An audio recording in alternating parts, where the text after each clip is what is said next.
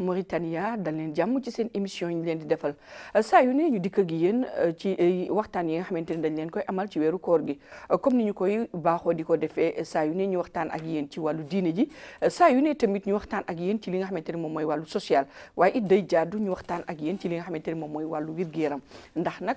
wér-gi-yaram dafa am solo lool ci li nga xamante ni moom mooy wàllu li nga xamante ni moom mooy koor bokk na ci ponk yi nga xamante ni moom mooy daganal nit ki mën a woor nit ku wér péng ànd ak xelam loolu nag moo waral ñuy dalal saa yu ne ñi nga xamante ni ñoom ñooy waa kër docteur ñu ñuy waxtaanal ñi nga xamante ni war nañu woor ak ñi nga xamante ni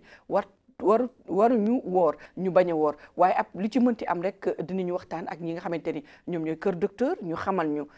ndax jaadu na xëy na sax même bu leen l'islam wàccee li nga xamante ni moom mooy wàllu koor kër docteur tamit am nañ ci li nga xamante ni moom mooy cër ngir ñu mën a waxtaanee li nga xamante ni moom mooy wàllu googee muy lii di feebaru xel ci loolu ci laa dalal ki nga xamante ni moom mooy docteur Aynina Sogo di médecin militaire psychiatre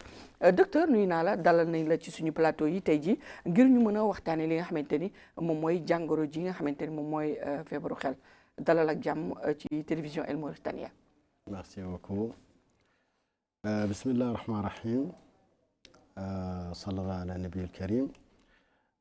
Adja Lena maa ngi lay nuyu. di la gërëm di la sant. di leen di remercier ci opportunité bi ngeen ñu jox tey pour mën a wax ci wérgu xel.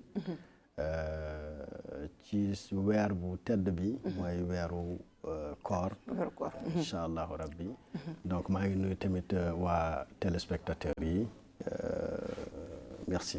merci jërëjëf yow tamit ñoo ngi lay nuyu di la dalal jàmm waaye it di la baalu te xam ne ce n'est pas du tout facile heure bi ñu déplacé la nga ñëw toog fii fas yéene waxtaan ak ñun ci li nga xamante ni moom mooy suñu wàllu liggéey waaye it loolu yëpp nag askan wi moo ko soxla te saa yu askan wi soxloo da ngeen di mel ni ñi nga xamante ni ñoom lañ fii dalal saa yu ne ngir ñu waxtaan ak ñun docteur comme ni ma ko waxee woon rek ci li nga xamante ni moom mooy sama njëlbeeni wax tey jii dañuy waxtaane li nga xamante ni moom mooy feebaru xel tey jii ci introduction boo doon xamal mbokku téléspectateur bi ñuy seetaan lan mooy feebaru xel ak nan ngay xoolee nit ki ba ne kii dafa am feebaru xel yow en tant que docteur de psychiatre nan nga ñu koy expliquer. D'accord donc bu ñuy wax feebaru xel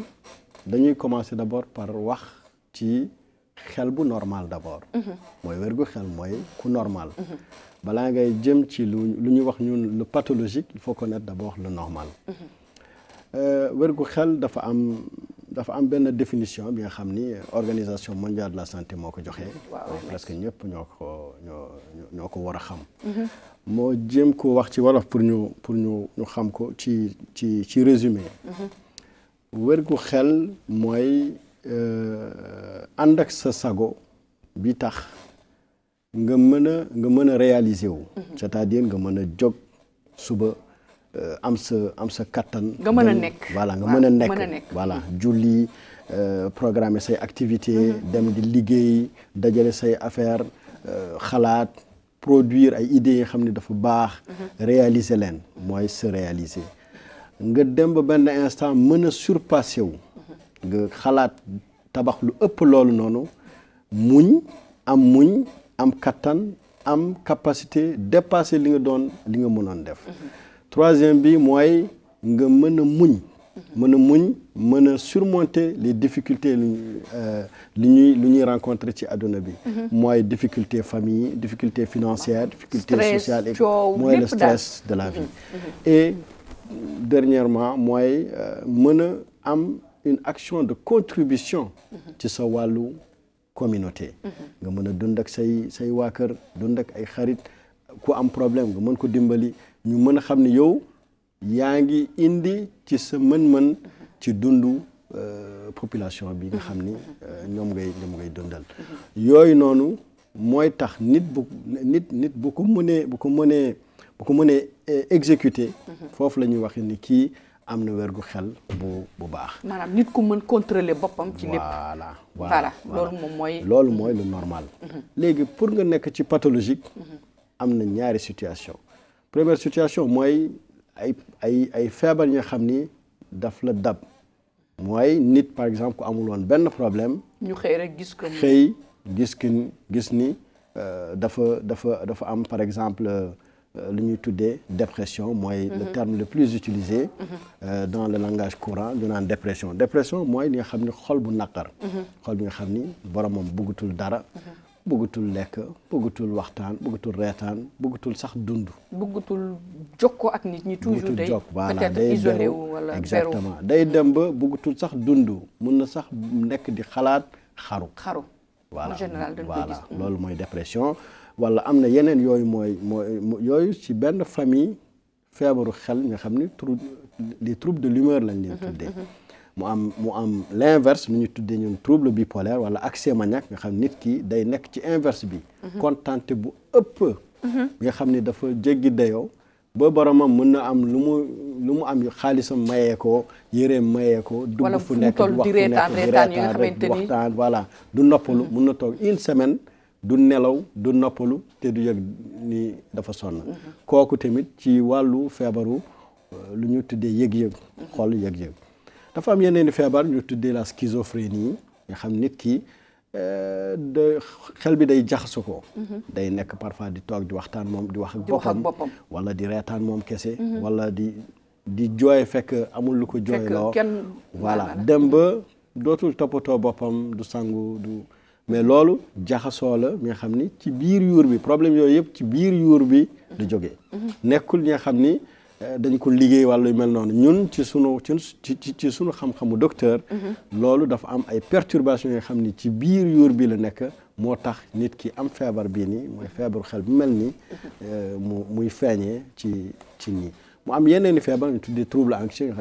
nga xam ni boromam day tiit fekk amul lu ko tiital voilà tiit ni moom day dof wala tiit ni moom addunam day yàqu wala tiit ni moom lii dina ko dal fekk dara xewagul mais foo ko fekk day tiit ba mel na ku taseek si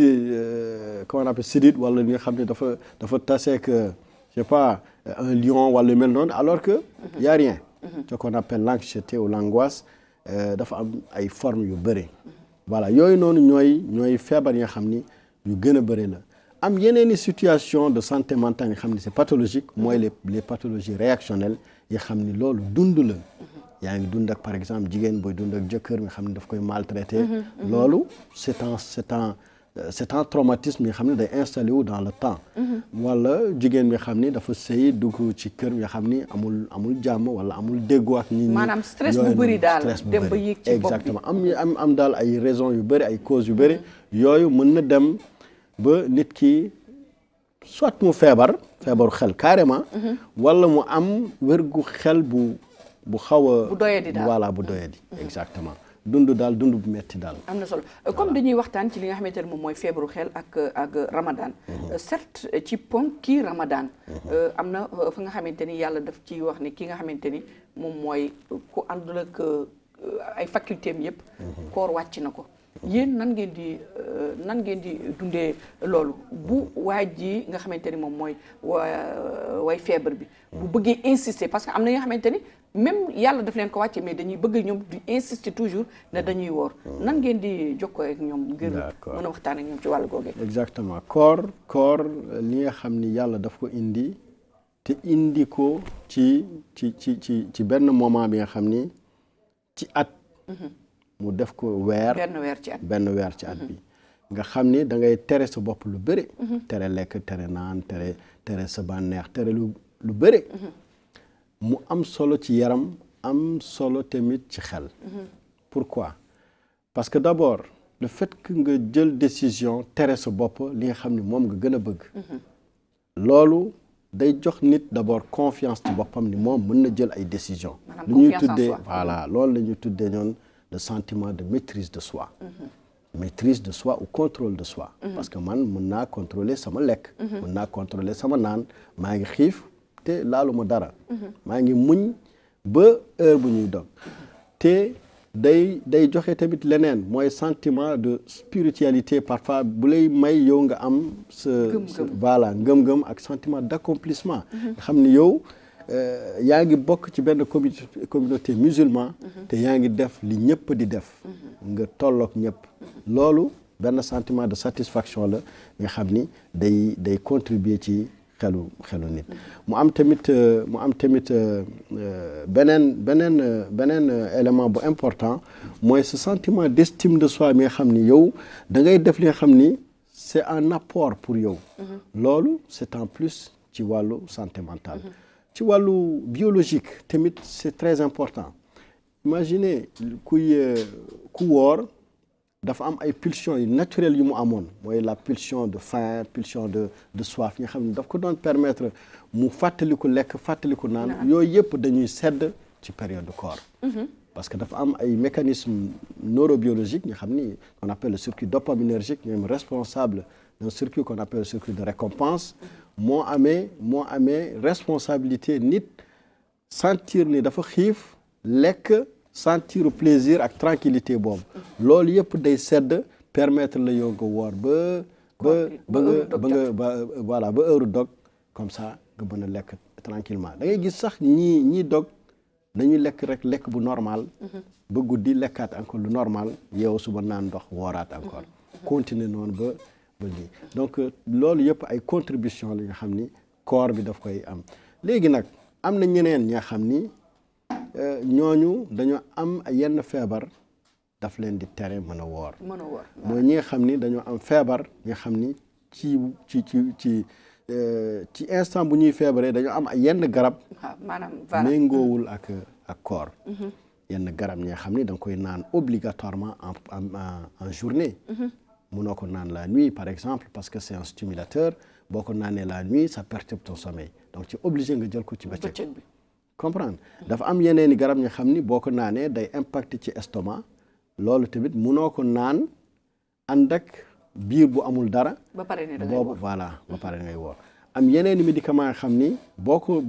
ko naanee il faut que nga am c'est-à-dire il faut que nga lekk nga mën a nekk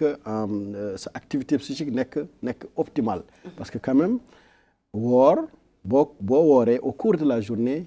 l'activité psychique est plus ou moins ralentie mooy tax nit ki da ngay gis ni day xaw a sedd day xaw a calme loolu yëpp c'est à cause du fait que le ramadan a une activité dafa am impact ci activité cérébrale bi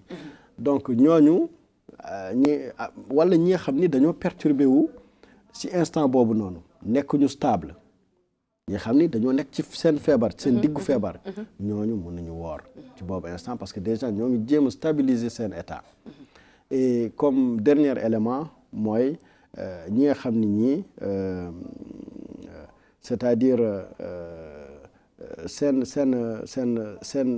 nelaw par exemple dafa perturbé wu ci guddi bi nga xam ni période de koor facilement sa nelaw li perturbé wu même si teel nga nelaw di nga teel a yow pour naan say garab balaa ñuy nodd suba si donc loolu tamit day tax yenn yi ñu naan leen bu leen woor ngeen naan sa garab mën a nelaw normal mën a yeewu suba naan say garab ainsi de suite surtout ga heure jël garab yi tamit foog mu am yenn temps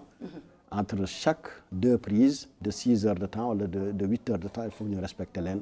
loolu parfois day jafe ci période de koor. am na solo yéen yow en tant que docteur naka ngay mën a jokkooyee ak ki nga xamante ne moom mooy malade bi ba xam effectivement kii lan ak lan la moo ko dal ak lan la war a utiliser ndax ci waxtaan nga koy xamee wala boo ko xoolee ci bët di nga xam exactement kii lan la àndal pathologie yi nan ngeen koy ràññee ci seen biir. D'accord loolu ñun on appelle ça tout simplement l'examen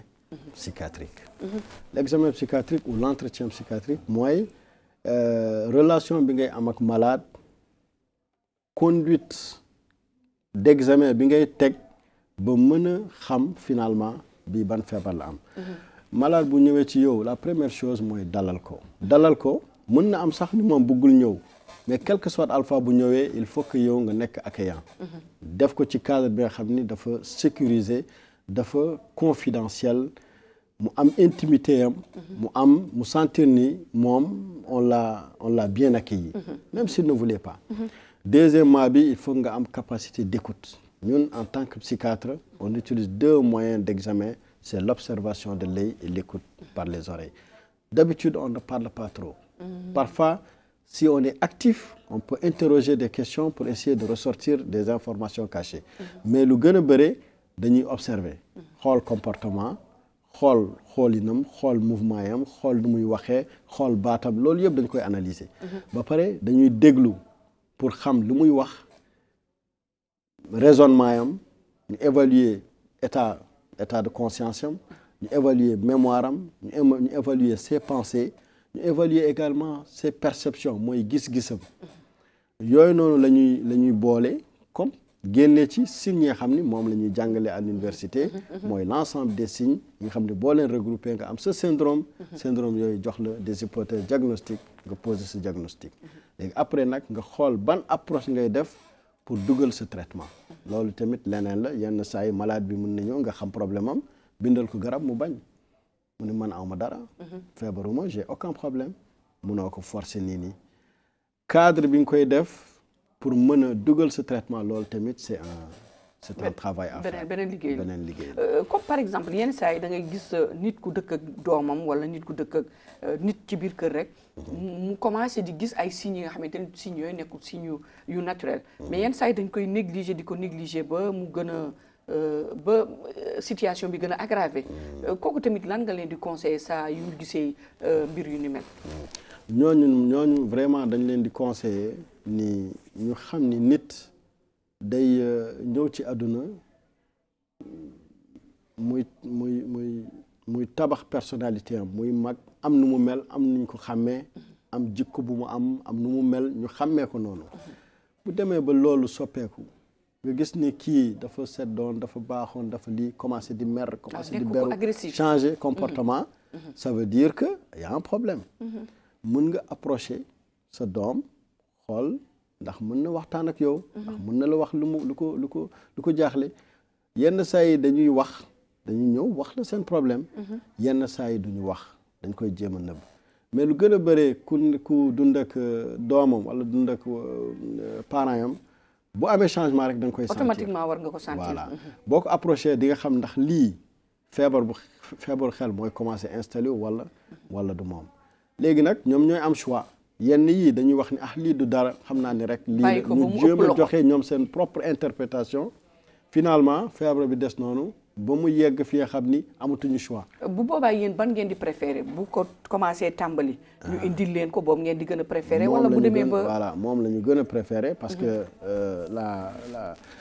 la plupart des pathologies psychiatriques il faut les prendre en charge très tôt voilà dafa am benn phrase bu ñuy wax le plus souvent mooy le curatif n'appartient pas aux pauvres c'est-à-dire le pauvre par exemple il faut pas qu'il attende jusqu'à ce qu'il tombe malade pour commencer à réunir l'argent parce qu'il n'en a même pas mais quand tu es dans le préventif yaa ngi dund instant bi nga nekk normal amoo benn problème wala instant bi nga xam ni yaa ngi am sa jàmm en tout cas de temps en temps ngay dem di saytu sa yaram di dem di waxtaan boo sentiree tuuti boo sentiree xam ni ci départ bi la nga teel a ñëw mën nañu identifier problème bi ci départ bi régler ko fekk yeggagul fenn surtout les problèmes yi xam ni c'est d'ordre social mooy problème conflit ak yooyu noonu souvent ci départ bi da naqar ñàkk nelaw nekkuma à l'aise noonu lay commencer mënoo ko gérer demal gis docteur boo ko defee moom dina la mën a guider dina la mën a waxtaan ak yow ba nga mën a gérer problème boobu balaa mu yegg fi nga xam ni nekk na feebar ay hospitalisation ay dépenses ay prise en charge yu bëri am na solo tey jii boo doon xayma ci wàllu tranche d'âge ñi nga xamante ni ñoom ñoo gën a ànd ak feebar bi ñan la ndaw ñi mag ñi góor ñi wala jigéen ñi tey jii boo ko doon ci bon xëy na mënu am statistique bi yëpp mais ñi nga xamante ni ñoo la gën a fréquenté ñi ngay gën a bëri di consulter ci ñan la bëri par exemple gis nga feebaru xel dafa am ay façon bu nekk am na tranche d'âge bu mu gën a ëpp am na tamit sexe bu gën a prioritaire par exemple bu ñu joxee oui il y a des pathologies yi nga xam ni feebaru jigéen la comme les troubles liés les troubles psychiatriques du postpartum par exemple loolu jigéen kese lay dal. meret mooy ni ñuy tuddee meret. waaye tamit stressu njaboot yeeg les pathologies dépressives yooyu les pathologies dépressives lu ci gën a bëre ci jigéen ñi la ëppee. surtout la maladie la dépression. am na yeneen feebar comme la schizophrénie yooyu c'est très fréquent chez les sujets jeunes d'habitude on dit que c'est une pathologie qui nga xam ne dafay commencer diggante 15 ans ak 35 ans. xam nga loolu c'est un sujet jeune. et day altérer complètement leur vie. am na yeneen i pathologie comme par exemple les troubles bipolaires ñu wax ni oui c'est plus fréquent chez les hommes par rapport aux femmes. Ça dépend en fonction de feebar yi la ñuy xam bii ci ban âge la gën a bëree. yii nii ci ban sexe la gën a bëri. c'est en fonction des maladies. am na solo te surtout ñun fi nga xamante ni ñun ñoo ngi ci ñoo ngi ci dëndu Afrique. africain moom lu ko dal lu ci ëpp dañuy daw ne dañuy seeti sëriñ yi dañuy seeti nit yu ñuul yi. comme ni li ma waxee woon rek day dem ba affaire bi day dem ba nekk lu trop tard. pour ñu mën leen koy indil est-ce que loolu yenn saa yi di ngeen ko jànkonteel ci seen wàllu liggéey maanaam yow en tant que docteur. nit dina ànd ak feebar. ñu koy yenn saa yi sax mën a tàmbali ci yow ba ñu commencé gis ci moom tan ñu ne dañ koy yóbbu si nit yu ñuul yi wala yenn saa yi ñu nekk ci nit yu ñuul yi ba tëlee soo koy indi ci yéen loolu ban jàngat nga ci am. oui loolu daal moo gën a bëri parce que ñun à la base population bi xam ni dañoo basé wu ci culture ak ci ay aada. ñu xam ni sëriñ dafa am ñu xam ni am na ay tradipraticiens. ci seen i mën-mën. ci seen i xam-xam ñuy jéem a faj ay yenn naan rab la waaw ñu naan rab la ñu naan liggéey la ñu naan yooyu noonu. man awma xam-xamu mën a wax ni ñoom ndax lu ñuy def li baax la wala baaxul. mais quand même xam naa ni ku am feebar bi xam ni ñun loolu la ñuy faj ñu xam ni dafa war a ñëw dafa war a teel a ñëw. kooku bu jaaree feneen yàgg fa. feebar bi yokku kooku pour ñun perte la. mu doon ñëwul mu doon dafa des ci kër ga mu doon ci sëriñ bi la demee l'essentiel bu yéexee ñëw feebar bi aggravé wu loolu impact négatif la. baaxul te xam naa ni bëri na c'est rare nga gis ku am feebaru xel rek jóg rek ñëw hôpital. loolu dafa rare. mais quand même commencé na wàññeeku. parce que xam naa ni population bi léegi commencé nañu éveillé wu commencé nañu yeewu commencé nañu léegi di teel a ñëw quand même. tey boo doon conseil wala boo amoon kaddu ba nga xamante ni da nga koy lancé population mauritanienne surtout ci wàll gi nga xamante ni moom mooy jokkalante ak yéen ngir mën leen faciliter seen liggéey waaye it ngir mën a comporter wu ak seen comportement bi ñu war a comporter wu ak nit ki ba li ko dal mën a bañ a aggravé tey ban conseil lay doon. voilà man conseil bi may joxe mooy ñu xam ni feebaru xel feebar la rek. comme feebar yëpp voilà. ci biir yuur bi fële la nekk. mën na am nag dafa am relation ak social. ak environnement lu bëre. parce que ñun on dit que l'environnement impacte sur la santé mentale. et après même day dem ba impacter sur la santé physique mais. lu gën a am importance mooy ñu xam ni amul rus. du ayba. surtout du li nga xam ni dafa bon wala yu mel noonu feebar la comme feebar yëpp. boo amee comme diabète comme tension comme cardiaque comme leneen ak leneen exactement man li may wax samay malade le plus souvent mooy ku am feebaru xol ci circulation sanguine am lay apparaître. ku am feebaru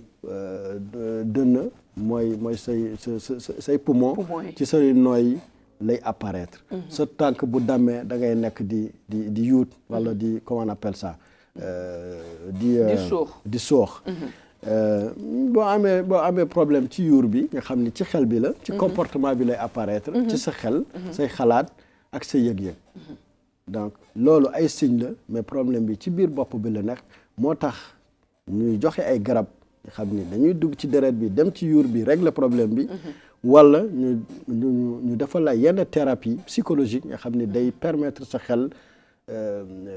gérer waat problème bi pour que mu normal waat impacté waat ci sa xol ci sa yëg-yëg ak sa comportement nga ñëwaat normal. Docteur dina am benn phénomène bi nga xamante ni balaa ñu clôturer xëy na waxtaan bi dinañ ci mën a wax tuuti même bu dul lu bëri parce que li ñu cërale woon ci waxtu mi ngi jeex gis nañu aussi ne drogue bi ndaw ñi di utiliser bëri na ci ndaw yi nga xamante ne tey jii dem nañu ba am trouble mental ci drogue boobu lañ koy jëlee est-ce que loolu di nga ci d'accord ak man wala bu fekkee ne am nga benn jàngat bu ndaw boo ciy defal téléspectateur. Pour l'instant loolu ñun gis nañ ko. Dans notre pratique quotidienne dañuy gis ay jeunes ñoo xam ne dañuy ñëw pour consommation de drogue. bëri na soit dañoo consommer am feebaru xel ñëw. wala ñu nekk ci consommation seeni parents découvrir leen jàpp leen indi leen ci docteur. wala ñu consommer ba benn instant ñu miin drogue bi mënatuñu ko bàyyi ñu ñëw ñaan. pour ñu mën leen dimbali ci sevrage. donc façon yooyu yëpp am na te effectivement am na ça existe maintenant. et ñoo ngi koy faj avec les moyens que nous avons. te xam naa ni les choses ñoo ngi avancé. parce que quand même il y a des approches. avant duñ doon tester léegi dañuy tester. drogue ci dëkk bi. avant centre bi da ngay ñëw ñu jox la ñu traiter problème psychiatrique bi rek bàyyi la nga dem. léegi da ngay ñëw ñu traiter problème psychiatrique proposer le sevrage. avant amul woon ay addictologue léegi y a des addictologues. am na ay psychiatres yi nga xam ne dañoo spécialisé wu ci traitement drogue. ñëpp ñu ngi fii ci biir réew mi voilà ñu ngi fii ci biir réew mi. donc petit à petit les choses sont en train d'avancer te xam naa ni incha allahu daañu yegg fi nga xam ni daañu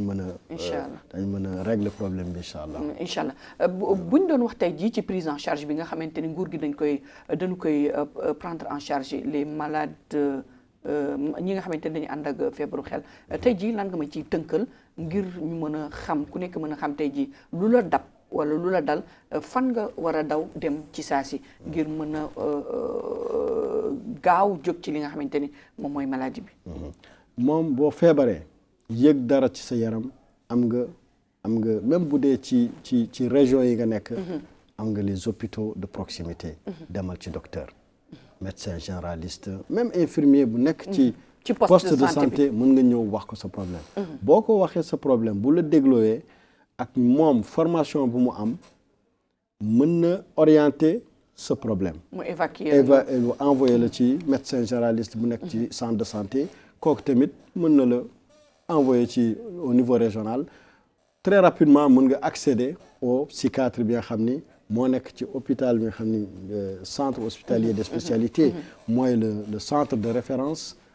l'unique de la Mauritanie nga xam ni moom moo yore santé mentale ci wàllu prise en charge à côté du service de psychiatrie de l'hôpital militaire également nga xam ni dañuy pratiquer la prise en charge des malades qui souffrent de troubles mentaux. donc ñaari centre yooyu daal ñooy centre yi nga xam ne de référence actuellement ñoo am. en attendant ñu développer incha allah spécialité bi ak moyens yi. incha allah dina am vu que yéen a ngi nekk ay professeur nekk fii ci l'université de Nouakchott di jàngal ndaw ñi. ci li nga xamante ni moom mooy wàllu googee xëy na dinañu dem ndax nag bu ñu xoolee fi ñuy jóge woon démb ak fi ñu egsi tey jii y a un grand pas. te am nañu yaakaar ne incha allah waa Kër Jëwriñ bi nga xamante ni ñoom la ñuy dénk wàllu wér-gu-yaram. dinañu ci gën a taxaw ndax nag lu am solo la ndax nit nga am say faculté yëpp mën a dox ci say vaquer ci say ay préoccupation mën a doxal sa bopp mën a nekk nit kooku loolu def naa ne loolu rek doy na wér-gu-yaram di leen fàttali ne maa ngi dalaloon ki nga xamante ni moom mooy Aynina Sogo di docteur di médecin militaire waaye it di psychiatre nekk tamit professeur buy jàngale ci daara yi kaw yi li nga xamante moom mooy wàllu psychiatre fii ci l'université bu Nouakchott docteur looy tàggu mbokku téléspectateur bi ñu doon seetaan tey ji ci li nga xamante ne moom mooy émission bi dafa gàtt nag wax dëgg yàlla nag 30 minutes rek lañ ñu cërale woon mais incha allah xëy na yàlla dinañu mayaat yeneen opportunité ngeen dellu si waat ndax nag lii askan wi daf koy soxloo saa yu ne ngeen toog waxtaan ak ñoom di leen gindi ci li nga xamante ne moom mooy seen wàllu wér-gu-yaram looy tàggu mbokku téléspectateur waaw dama leen di ñaanal d'abord yàlla may ñu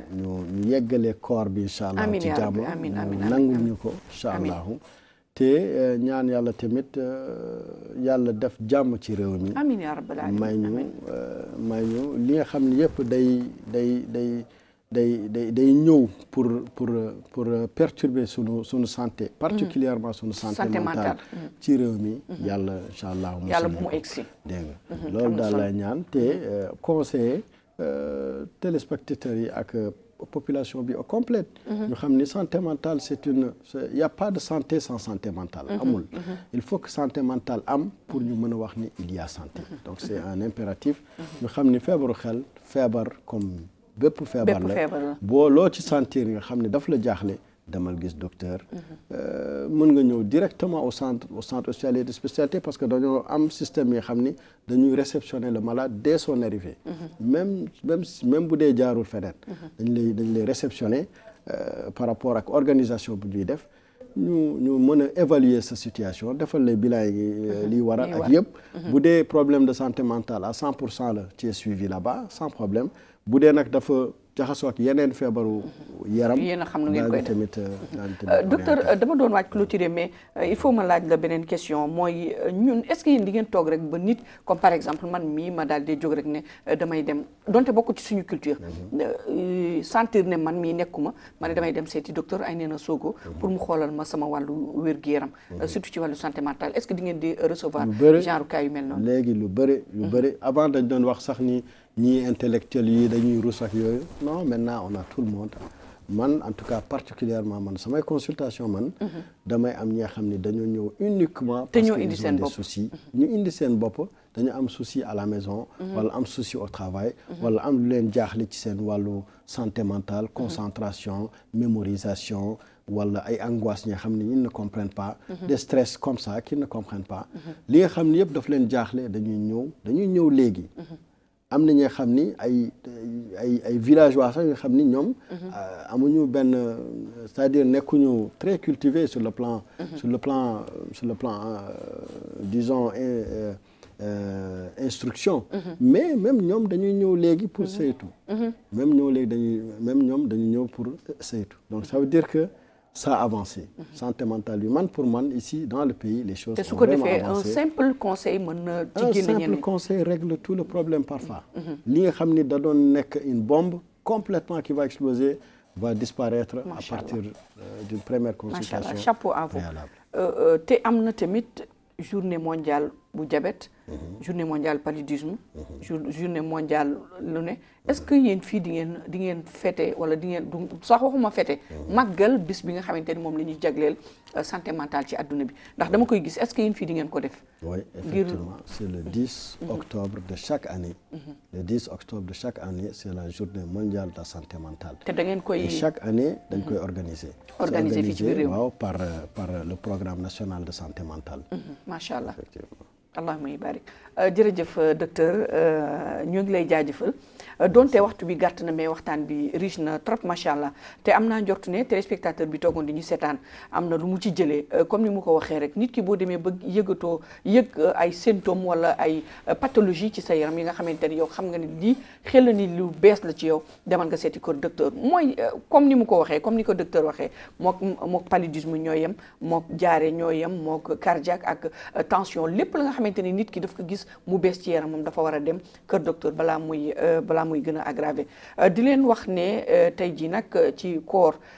suñu waxtaanu koor wér-gu-yaram lañ doon waxtaane ndax nag wér-gu-yaram dafa am solo moom mooy cëslaayu doomu aadama nit ki soo wérul wala su amee lenn lu tënk sa wàllu wér-gu-yaram nag dina am lu bëri lu manqué ci sa dund donc ñu leen di jox dig daje incha allah beneen yoon ak beneen thème ak beneen xar kanam jërë ngeen jëf ci ànd beeg teewlu bi fi amaanillah